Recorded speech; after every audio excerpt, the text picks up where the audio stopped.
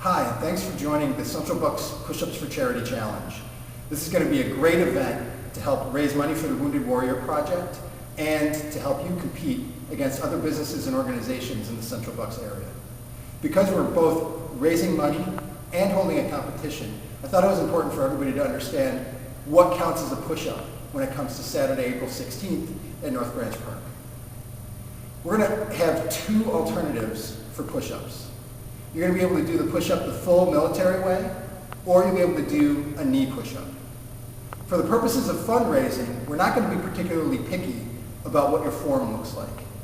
If your push-up represents half of a push-up, that's fine. It'll count for fundraising, and your friends can give you that $1 or 50 cents for that push-up. When it comes to the competition, we're going to have to be a little bit more strict, because when it comes to competition, even though it's for fundraising and for charity, people tend to get a little bit more serious. So I'm going to show you some examples of push-up variations and how they'll count when it comes to the competition and to the fundraising, and then give you a few pointers on how you can do the most push-ups possible in 90 seconds on the 16th at the event. So let's talk about our fundraising push-up. As I said, you can do a full military push-up or you can do a knee push-up. When I talk about a full military push-up, this is what it looks like. You're going to be on your hands, arms fully extended, legs fully extended behind you, and holding a good plank position with your belly tucked in. And to count for the fundraising, all you need to do is go down as low as you can. You may be able to go all the way to the floor, or you may only be able to go down to a slight bend in your elbow, and then return to the top. That's a good fundraising push-up. If you want to do it from your knees, you're going to get into the same position. Hands are just a little wider than shoulder width. Knees are on the ground, and we will have mats for you to protect your knees. Lower yourself as low as you can, and push back up. The competition is going to be a little bit more serious.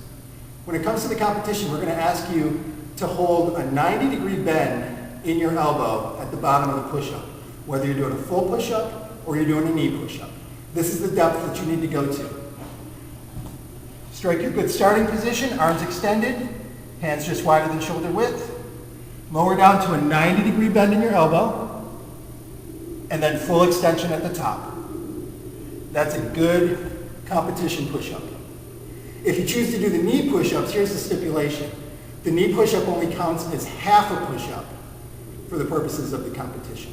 So you need to do 2 knee push-ups to count for 1 full competition push-up. Some of you may have joined up and you haven't done push-ups in a long time. You're not really sure what you're going to be able to do on April 16th when we get together for the Push-Ups Challenge. I had a recent client who basically started not being able to do push-ups at all.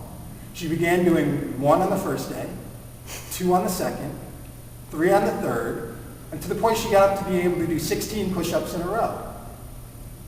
That's a great way to train for the Push-Ups for Charity Challenge. Just try to do a few push-ups every day and a few more than you did the day before. And remember, you have 90 seconds. You don't have to do push-ups constantly for 90 seconds.